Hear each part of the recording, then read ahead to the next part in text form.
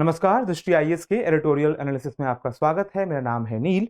आज के संपादकीय शुरू करने से पहले मिर्जा गालिब का एक शेर याद आ रहा है। शेर कौन सा था कि हुई मुद्दत गालिब मर गया पर याद आता है, उसका हर बात पे कहना कि यूं होता तो क्या होता। दरअसल हाल के समय में कुछ मंत्री, कुछ संवैधानिक पद पर बैठे लोग बहुत शोर मचा रहे हैं कि एक एनजेएसी क्या था, इसकी चर्चा हम करेंगे। अगर ये होता तो क्या होता, यानी कितनी ही चीजें हैं, कितनी ही समस्याएं हैं वो नहीं होती अगर नेशनल जुडिशियल अपॉइंटमेंट कमीशन होता। क्यों नहीं था? क्योंकि हम जानते हैं 99th अमेंडमेंट एक्ट पास करके सरकार ने ये कमीशन की स्थापना करने का एक कानून बनाया था। सुप्रीम कोर्ट ने इसको खारिज कर दिया, कहा कि ये जो संविधान इंटरप्रिटेशन करते हुए सुप्रीम कोर्ट ने बेसिक स्ट्रक्चर की डॉक्ट्रीन दी थी, इसके खिलाफ जाता है कि आप संविधान के कुछ मूलभूत तत्वों को छेड़ नहीं सकते, उसके खिलाफ जाता है और इसलिए एनजेएसी को खारिज कर दिया। तो कई मंत्री कह रहे हैं कि खारिज नहीं होता तो क्या क्या होता। तो फिर एक व्यक्ति है अरविंद पी दातर साहब, इन्होंने सुप्रीम कोर्ट में प्रैक्टिस करते हैं और इस केस में जब ये केस सुप्रीम कोर्ट के सामने गया था एनजेएसी का, 99th अमेंडमेंट एक्ट का, तो उन्होंने सुप्रीम कोर्ट के सामने पैरवी भी की थी। तो उन्होंने एक संपादकीय ही लिख दिया कि भाई एक बार सुन लीजिए कि होता तो क्या होता। तो उसी पर आज का संपादकीय है। शुरुआत में चर्चा है कि हाल का मामला क्या है, क्या लोग इसका बैकग्राउंड समझते हैं कि नहीं, तो वो बैकग्राउंड समझाने की कोशिश की गई है। उसके बाद बताया है कि देखिए अगर ये कमीशन आ गया होता, नेशनल जुडिशियल अपॉइंटमेंट कमीशन, तो क्या क्या समस्याएं आती, क्या होता, जान लीजिए। और आखिर में कंक्लूजन है कि इस पूरी चर्चा का सार क्या निकलता है, भविष्य के लिए हमें क्या सीख मिलती है। बिंदुवार चर्चा शुरू करते हैं। तो हाल ही में कोलेजियम सिस्टम पे और सुप्रीम कोर्ट पे कई हमले हुए हैं। हमले मतलब कि क्रिटिसिज्म हुआ है। अब ये क्रिटिसिज्म आमतौर पे होता है, होते रहना चाहिए, स्वस्थ परंपरा का परिचायक है। लेकिन कुछ लोग जब संवैधानिक पदों पर बैठे हैं या मंत्री हैं और खासतौर पर कानून मंत्री हैं, तो वो क्रिटिसिज्म सरकार की एक संस्था दूसरी संस्था को क्रिटिसाइज कर रही है, तो या तो उसके पहलू बहुत वाजिब हो, नहीं तो फिर वो क्रिटिसिज्म थोड़ा समस्या सूचक हो जाता है। ये संपादकीय ऐसा कहता है। कोलेजियम सिस्टम को पास्ट में क्रिटिसाइज किया गया है। कोलेजियम इस शब्द को आप अक्सर सुनते रहते होंगे। इसका मतलब होता है कि वो समूह जो निर्धारित करता है कि शीर्ष अदालतों में जो शीर्ष जजों की नियुक्ति होगी वो किन लोगों की होगी, उन पदों पर नियुक्ति होगी। तो कोलेजियम सिस्टम को क्रिटिसाइज किया गया है कि भाई ये बड़े ही ओपेक तरीके से, अपारदर्शी तरीके से तय कर लेता है कि कौन लोग जज होंगे, और जज आपस में ही तय कर लेते हैं क्योंकि कोलेजियम में किसी बाहरी व्यक्ति की एंट्री नहीं होती है। जो शीर्ष जज हैं वही तय करते हैं। सुप्रीम कोर्ट को इसलिए भी क्रिटिसाइज किया गया था कि जो 99th कॉन्स्टिट्यूशनल अमेंडमेंट था, जिसने की नेशनल जुडिशियल अपॉइंटमेंट कमीशन की स्थापना करने की बात की थी, और ना सिर्फ वो दोनों पार्लियामेंट के हाउसेस से पास हो गया था, बल्कि लोगों का मानना था कि आमतौर पर इसको एक राजनीतिक सहमति थी कि दोनों चाहे पक्ष हो चाहे विपक्ष हो, उनकी राजनीतिक सहमति थी मोटा मोटी कि ये बिल लागू होना चाहिए, ये कमीशन स्थापित होना चाहिए। लेकिन सुप्रीम कोर्ट ने कहा कि ये बेसिक स्ट्रक्चर यानी कि जो जुडिशरी की इंडिपेंडेंस है, स्वतंत्रता है, उसका हनन करता है, ये कहकर इसको खारिज कर दिया। इस पर क्रिटिसिज्म होता है, लेकिन वो क्रिटिसिज्म करने वाले, वो आलोचना करने वाले असल में समझते नहीं है। ऐसा संपादकीय कहता है कि जो एनजीएसी, आगे से हम एनजैक बिल कहेंगे, एनजैक बिल इतना बुरी तरह से ड्राफ्टेड था कि वो अपने ही वजन के तले चरमराकर टूट गया होता। सारे वकील जिन्होंने इसके खिलाफ आर्ग्यू किया था, जिनमें फाली नारीमन साहब शामिल थे, लेट अनिल दीवान शामिल थे, लेट राम जेठमलानी शामिल थे, यानी बड़े बड़े वकील जो शामिल थे, और इस संपादकीय के जो लेखक हैं दातर साहब वो भी शामिल थे। उन्होंने बार बार सुप्रीम कोर्ट को कहा कि उन्हें इस बात से समस्या नहीं है कि एनजैक कोलेजियम को रिप्लेस कर दे। समस्या किस बात पे थी कि एनजैक जो बनने वाला था, जो अपॉइंटमेंट कमीशन बनने वाला था, उसमें मेजॉरिटी, वो कमीशन जो जजेस की अपॉइंटमेंट करता, उनमें कम से कम मेजॉरिटी तो जजेस की होनी चाहिए थी, चाहे वो सिटिंग जज हो या रिटायर्ड जज हो। लेकिन सरकार ने इस बात को सुनने से इनकार किया था, और अल्टीमेटली हमने देखा कि किस प्रकार से जो 99th अमेंडमेंट एक्ट था, जो ये बिल था, उसको सुप्रीम कोर्ट द्वारा निरस्त कर दिया गया। अब अगर हम उस अपॉइंटमेंट प्रोसेस को देखें जो इस कमीशन द्वारा, एनजैक द्वारा लाया जा रहा था, तो खुद ही हमें समझ में आ जाएगा, संपादकीय कहता है कि वो कितना अनवर्केबल था, काम नहीं कर सकता था। अब देखते हैं बिंदुवार चर्चा। पहले तो कि एनजेक में इवन नंबर ऑफ कैंडिडेट्स थे। देखिए आमतौर पे जब जज बैठते हैं तो आमतौर पर वो 5 बैठते हैं, 7 बैठते हैं, 3 बैठते हैं, ताकि अगर स्प्लिट वोटिंग हो तो एक मेजोरिटी आ सके। लेट्स से 2 एक साइड है, एक साइड है, तो हम कह सकें कि मेजोरिटी से जो जज की समिति है उसका फैसला ये आया। लेकिन इस समिति में, इस कमीशन में 6 मेंबर होने थे। एक दिक्कत तो ये हो गई, और इसके अलावा जो चीफ जस्टिस ऑफ इंडिया थे, जो इनको हेड करने वाले थे, उनका कोई कास्टिंग वोट नहीं था कि अगर टाई हो गया फैसला 3-3 के उससे, तो कास्टिंग वोट होता तो मे बी मेजोरिटी डिसाइड करने में आसानी होती। लेकिन कास्टिंग वोट का कोई प्रोविजन इसमें नहीं था। तो अगर टाई होता तो क्या होता? डेडलॉक होता। इसके बारे में ये बिल जो था, अमेंडमेंट एक्ट जो था, ये कोई जवाब नहीं देता था। इसके अलावा जो चीफ जस्टिस थे इस कमीशन में और जो 2 सीनियर जजेस थे, वो जुडिशरी को रिप्रेजेंट करते थे। ठीक है, तो एक हो गए चीफ जस्टिस और 2 सीनियर जज, ये हो गए जुडिशरी के अंतर्गत। इसके अलावा थे एमिनेंट पर्सन, यानी कुछ वरिष्ठ व्यक्ति, कुछ सम्मानित व्यक्ति। तो एमिनेंट पर्सन में कौन थे? लॉ मिनिस्टर और 2 एमिनेंट पर्सन।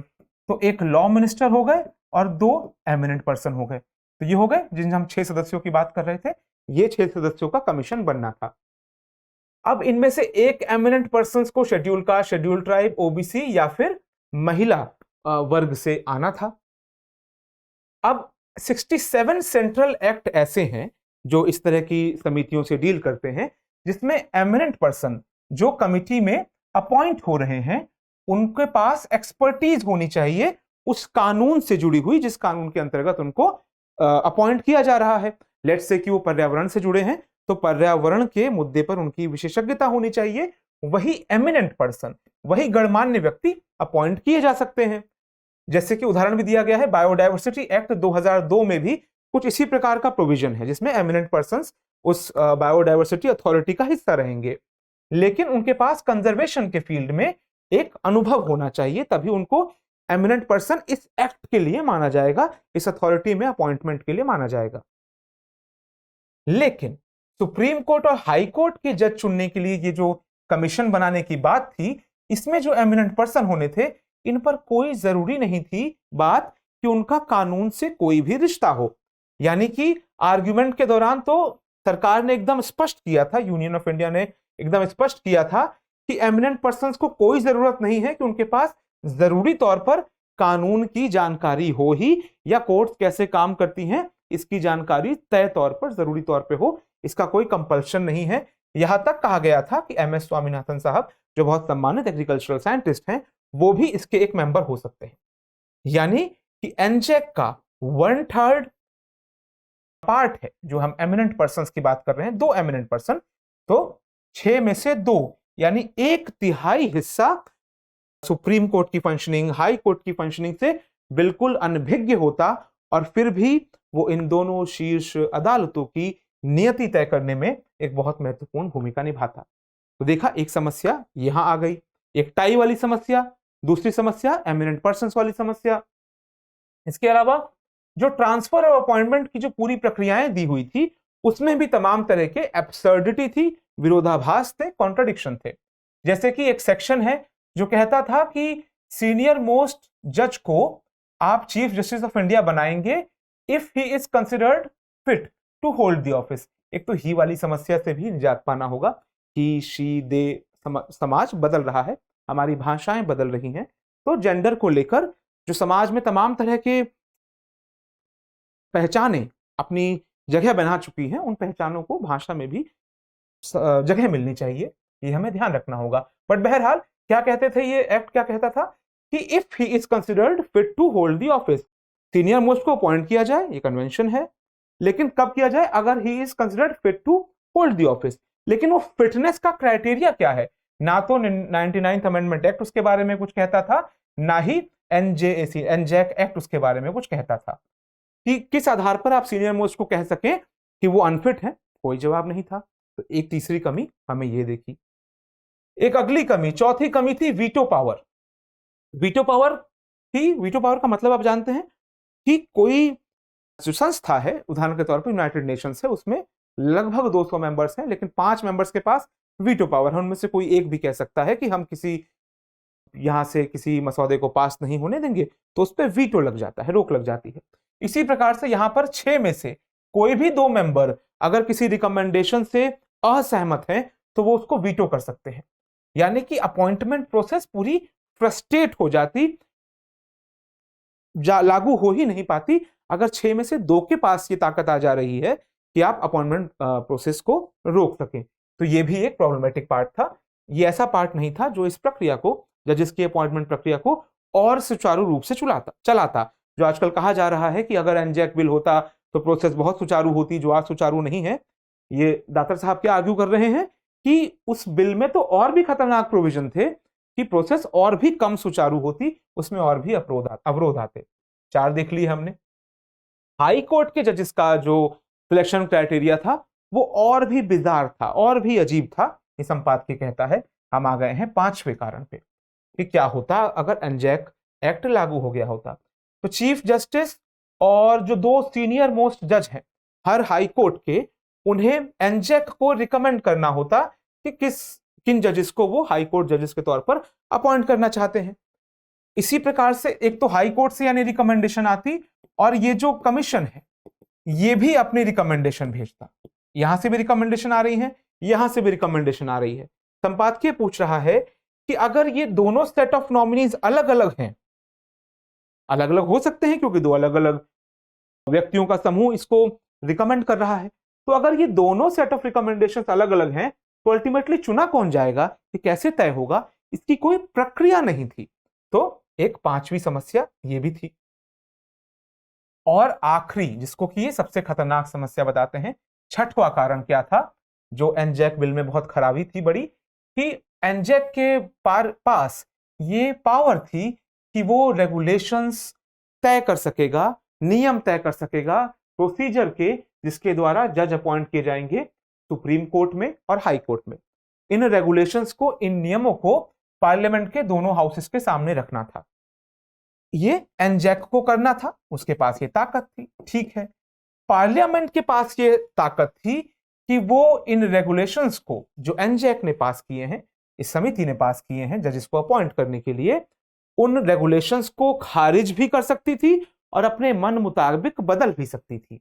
यानी कि ये अकेला सेक्शन पूरी अपॉइंटमेंट प्रोसेस की धज्जियां उड़ा देता है।